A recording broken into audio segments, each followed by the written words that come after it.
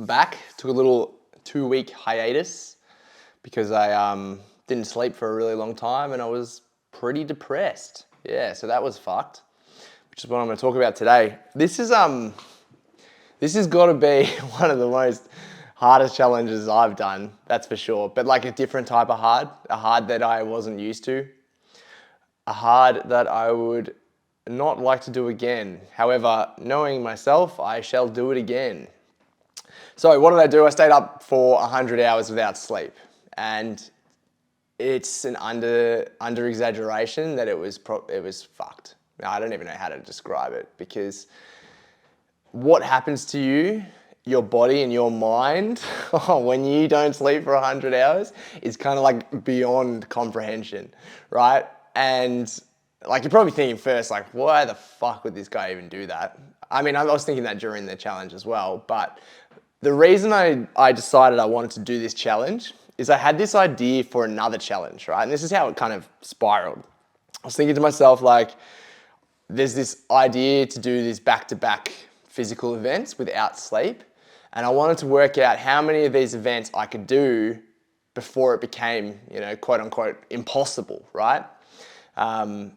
So I was like, well, I need to learn more about sleep deprivation, how it affects the body and mind.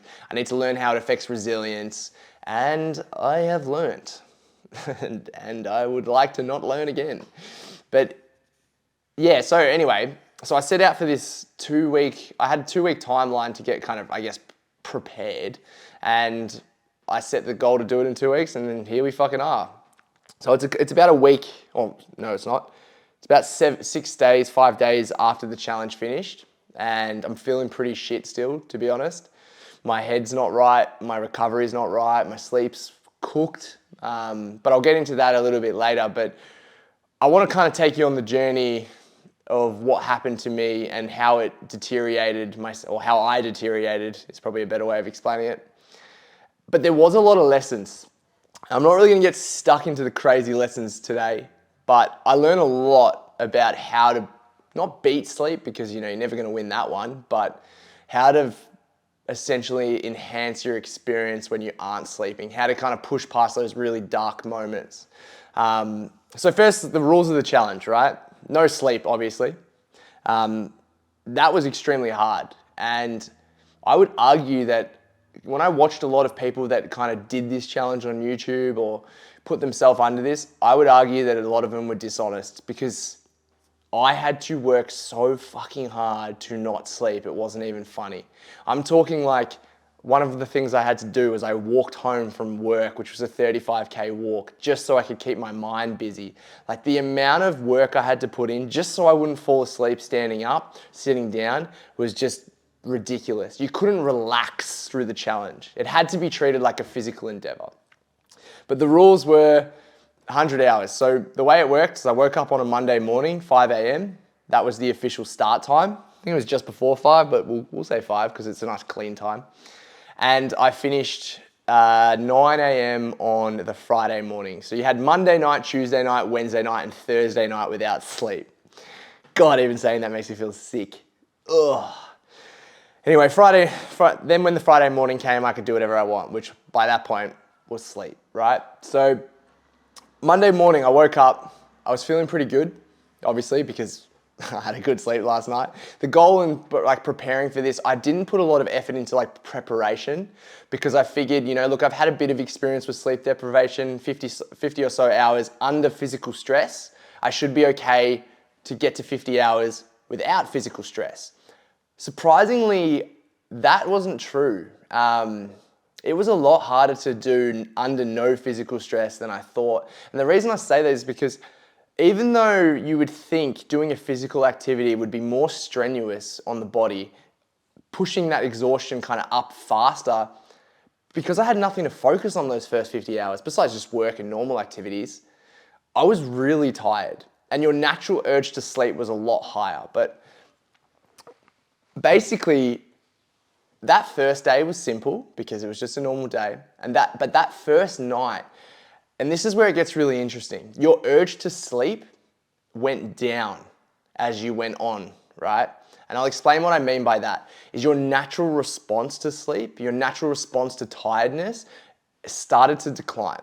Like your first night, you were so tired, but you could control it. Like you could easily ignore it in the sense, it just felt like a normal day. I'm staying up too late, I was watching TV, I was like, fuck yeah, can watch movies. Like I didn't have this much time in any other part of my life. So it was fine, but the urge to sleep was so high. And that's because I think your body is doing what your body should be doing. And that was really interesting because as the nights went on, second, third, and fourth, that declined. And what was replaced by that was something I'd call like pure physical exhaustion. The way I would describe how that felt was, I don't know how to describe, if you've ever done a really hard physical challenge or you've had something really, really emotional happen to you and you just feel like you have nothing left to give, that's kind of what increased as the days went on. And every night would feel different. Every night would feel less like I had control and I'd feel more and more emotional. And the last night, like, God, it is a bit of a blur for me, to be honest. Some of the things that I experienced, which I'll get into, were things that I weren't expecting to experience in such heightened point of view. But anyway, I'm going all over the shop. But the sleep, the thing I want to explain out of this is that the urge to sleep declined, physical exhaustion went up. Okay, so what that would essentially mean is that I didn't want to sleep as much, right? I didn't have those natural urges. However, I was struggling to control my exhaustion, which led to uncontrollable sleeps, right? And what would happen is I would be working I got a standing desk behind me. So if I watched a movie and a standing desk, for example, I'd be like, I'll just rest my eyes for a second while I'm standing. Bang, I'm falling and I'm catching myself falling, right? I'd be walking down the street and I'd just feel like the idea of putting one foot in front of the other foot killed me. Like I didn't have anything left to give. It was like it was draining every drop of energy out of your body and soul. But the actual tiredness, the urge to close your eyes and fall asleep, almost for me felt like it diminished as long as I stayed moving. Yeah, and that was the interesting thing about, I guess, the sleep part of the challenge, right? So I want to start with how I kept myself up. So there's a few kind of ideas I had. The first idea was that if I treat this like a physical challenge, I'm going to have a lot more experience and I'm also going to be a lot better at it. So what I did was I did this thing, I reverse engineered my day a little bit and I switched them around. So I treated each day like a 2-day split. So let's say 5 a.m. till 9 p.m. was one day, 9 p.m. till 5 a.m. was one day, right? So each day I had 2 days. During the day, when your natural circadian rhythm was kind of there, you felt, I would almost argue, half decent. And there were points which I'll get into with some of these like extreme effects, but there were points where you felt pretty okay, like almost, I would say good, right? And inflated good, especially those first 2 to 3 days. That last day is a whole nother fucking story, but you would feel okay as the sun kind of came up. So that's when I would almost have more rest. That's when I would try not exert too much energy. That's when I would work sitting down like I am now. It's when I would like not do my exercise because I just wanted to conserve energy, pardon me. And then as the night kind of went on and the days went on and you would feel your natural body wanting to go to sleep, right?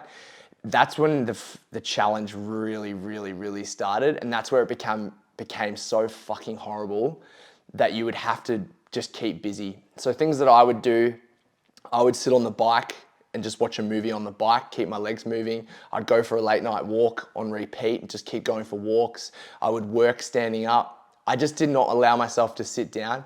The problem is with this is like, yes, it's gonna help you stay awake, but it's gonna exhaust you more because your output of calories and energy was so high.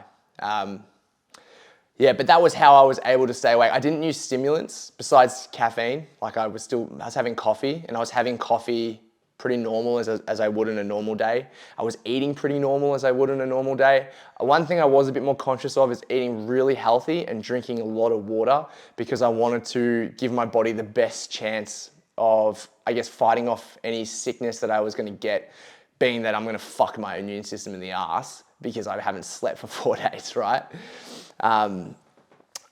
Some of the other things I was doing is I was doing 6-hour check-ins, because one of the goals with this was to experience and document how my body changed over those 4 days and how I felt mentally. So I was tracking things like how my ability to do something hard, which for me I was ranking on a scale of 1 to 10, 10 being the hardest, the least willing to do it, and 1 being I'm totally fine with doing it. And what I would do is I'd get into the ice bath that I have outside, currently set it around 1 to 2 degrees, and I would rank how badly I did not want to go in it. And what was interesting, as you would expect, it went from, a 2 or 3, because no one ever wants to get in an ice bath, all the way through to like a 10. And to the point where, as the nights were going on, I would sit out there and cry and look at the ice bath with just such despair, because the idea of doing that when I was so physically exhausted just was horrible. The other thing I noticed with the ice bath when I was doing it is the difficulty of it increased. As you would expect with exhaustion, tiredness, fatigue, your ability to cope with resilience and doing something hard decreases massively. The other thing with that is my ability to control my temperature changed massively. Like I could not thermoregulate myself, right? Like I would get out of the ice bath shivering, and I'd stay shivering for an hour. And normally if I go in there, I'm cold, obviously, and I get out, but I feel in control. I wasn't in control anymore. And then what would happen is I'd go do my normal day and I'd be sweating profusely. And every 6 hours I had to do these check-ins, every 6 hours I had to do these ice baths, and it was really, really hard, but it was really interesting to see. And what would happen as well is, as you can imagine, you get out of an ice bath, you feel pretty invigorated because you've been in a cold bath. That lost its sting, and it would wake me up for 40 minutes, and then 30 minutes, 20 minutes, 10 minutes, and then it just didn't have that effect anymore. The other things I was testing was memory, reaction test, and then just general feelings. The biggest thing I noticed there was, surprisingly, reaction stayed okay. Short-term memory stayed okay, but now looking back on it, I have no real memory of the whole event. Besides my documentation, it's really, really hard to access what happened. It feels like that whole week is missing from my life. And being that when we sleep, we deposit memories, right? So it makes sense. To the point when I finished the challenge, a friend of mine called me, who I haven't spoke to for a long time, and said, hey, how'd you go? I was like, mate, it's so good to hear from you. Haven't heard from you for ages. And he's like, mate, we spoke 2 days ago during the challenge. And it's just things like that, confusion would start happening. Words can't really describe how actually horrible it is. I feel like I can't really put the words into, I can't really explain how just disgusting this challenge actually was. And what's so interesting is my mentality coming into this was that if Navy SEALs and stuff can do this for 127 hours with only, they say, between 1 and 5 hours of sleep, then I can do this in a controlled environment, not under exhaustion. And yes, I did it, but fuck that. No way would I do that again without some type of exercise endeavor. Some of the other things that changed, besides my memory, it was the hallucinations. And that's what I guess everyone's always wants to know, is because that's, I guess, the one that sounds fun and cool, right? It's not so much hallucinations per se. It's confusion and these realities kind of manifest into, I don't know how to describe it. For example, right, I've got a few different examples of when I hallucinated. It's not like you're tripping on acid and you see a door turn into a fucking cloud, right? It's more like you don't realize what's happened, and then you create this false sense of idea of what did happen. So for example, when I was putting my hand to grab something down in the car, I touched just the wall of the car, and I thought my dog was licking my hand. And then I was like, why would my dog be licking my hand? I'm in the car, my dog's not even here. Then it's just things like that. I was walking home and a plant touched me and I thought a person was grabbing me. I was really paranoid. I kept thinking people were looking at me, to the point that when I was walking home one of the days, because one of the days I decided, I drove to work with a friend because I wasn't driving. We worked together, and then I said, look, just leave me here. I'm gonna walk home. It was 35 Ks. I need something to focus on. If I don't do this, I'm gonna fall asleep. So I walked home, which this was on my second last night, and it was fucking excruciating walking home that far because the energy required to do it was just not there.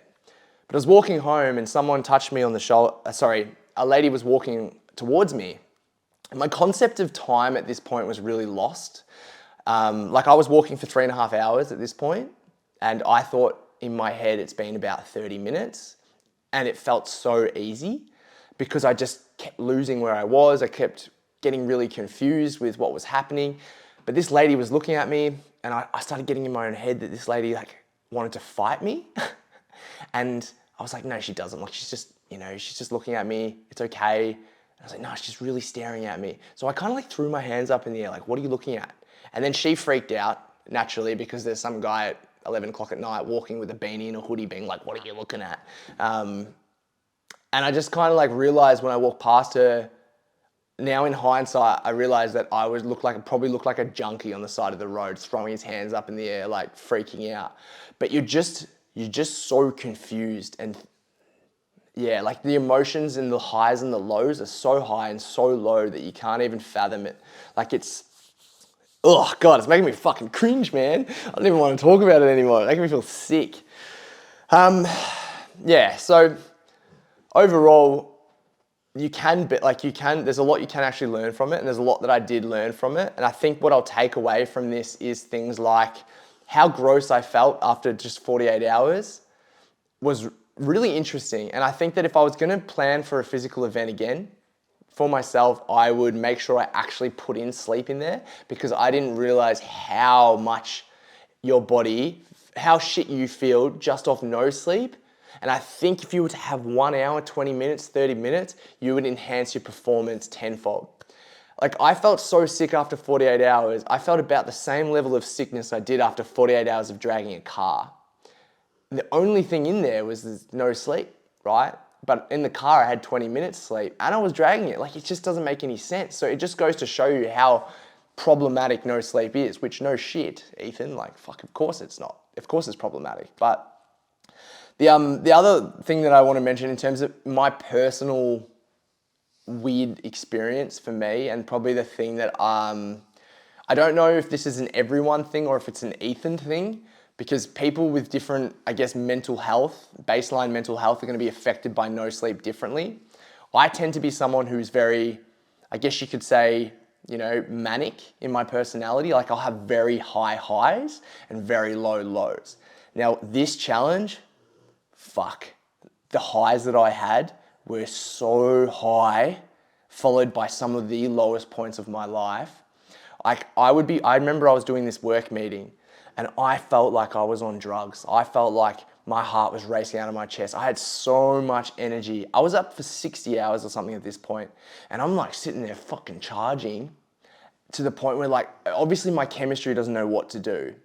It doesn't know how to react. It doesn't know where to put certain hormones, but I'm like on top of the fucking world. I remember I went for an 8K run because I wanted to keep up my normal training, not to progress, but just to keep some type of normal reality in there. And also, if I'm testing this for a later challenge, I can't just do nothing. So I went for this 8K run, and it was one of my best fucking runs that I've done for ages because I was just so charged.